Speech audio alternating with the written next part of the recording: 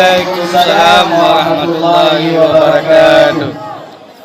Alhamdulillah, alhamdulillahi rabbil alamin, wa bihi nasta'in ala umurud dunya waddin, wassalatu wassalamu ala ashrafil anbiya'i wa mursalin wa ala alihi wa sahbihi ajma'in.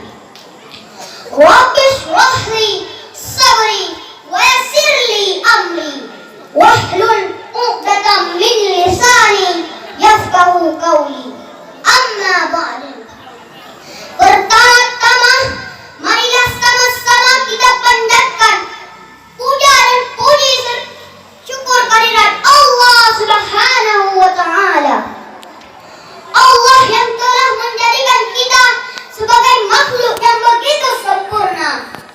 Allah yang telah menjadikan kedua orang tua kita begitu sayang dan cinta terhadap kita, sehingga kita dididik dengan bukan ilmu dan akhlak yang mulia. Salawat dan salam semoga tetap terlimpahkan kepada idola kita semua, yakni baginda Nabi Muhammad sallallahu alaihi wasallam, juga kepada keluarganya, sahabatnya, dan kita sebagai umatnya, mendapatkan syafaatnya di yaumil qiyamah. Amin ya rabbal alamin. Yang saya hormati kepada para dewan juri, yang saya hormati kepada panitia acara ini, yang saya hormati kepada bapak, ibu, kakak-kakak, dan adik-adik sekalian. Pada kesempatan malam ini, izinkan saya menyampaikan sebuah pidato yang berjudul Berbakti kepada Kedua Orang Tua. Sesungguhnya berbakti kepada kedua orang tua itu suatu keputusan bagi setiap kaum muslim dan muslimah. Allah Subhanahu wa taala telah mewajibkan kita untuk berbakti kepada kedua orang tua. Sebagaimana firman Allah di dalam Al-Qur'an surat Al-Isra ayat 23. A'udzu billahi minasyaitonir rajim. Bismillahirrahmanirrahim.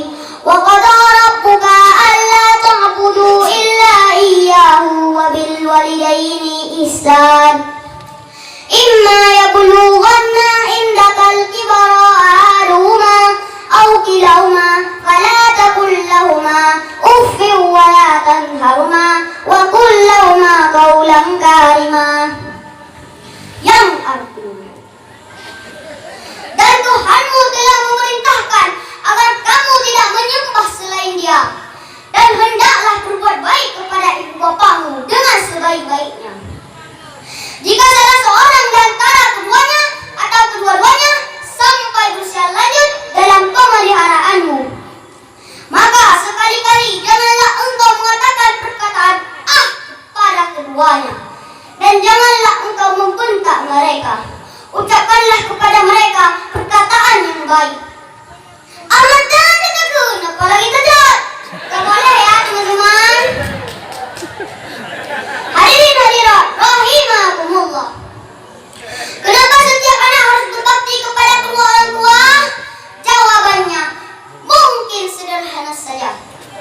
Yang pertama, karena orang tua kita lahir ke dunia ini. Mustahil kita lahir ke dunia ini tanpa orang tua. Yang kedua, Allah Subhanahu wa taala telah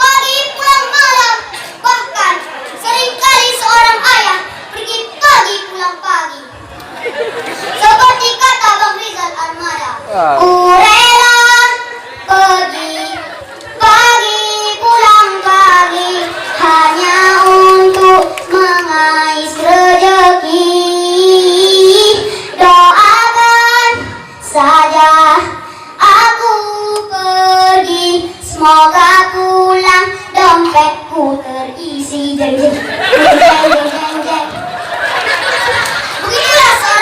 Begitulah perjuangan seorang ayah untuk keluarganya. Hadirin hadirat rahimakumullah. Lalu bagaimana dengan ibu kita? Ummi summa ummil haddi akhir yawga umri hubbi min awil hayati wa hammi illi qad taraha al-hada khayra fi dammi wa aishi ummi engkau malaikat yang ku sebut ummi, sabar dan keikhlasanmu sepenuh hati, maafkan salahku yang selalu menyakitimu ummi.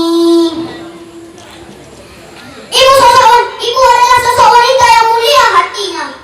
9 bulan 10 hari kita di dalam kandungannya.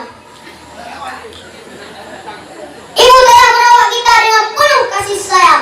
Bahkan untuk melahirkan kita, nyawanya pun menjadi taruhannya. Perjuangan ibu terhadap si buah hati hidup antara mati.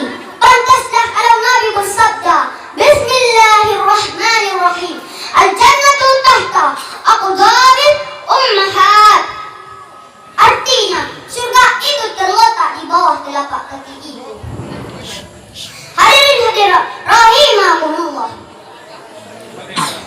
Seandainya ada di antara kita yang durhaka kepada kedua orang tua, pasti akan mengundang kemarahan Allah Subhanahu wa ta'ala. Maka sayangilah kedua orang tuamu. Jangan sakiti hatinya. Walaupun mengucapkan kata-kata kalau itu terjadi, sungguh anak itu akan celaka.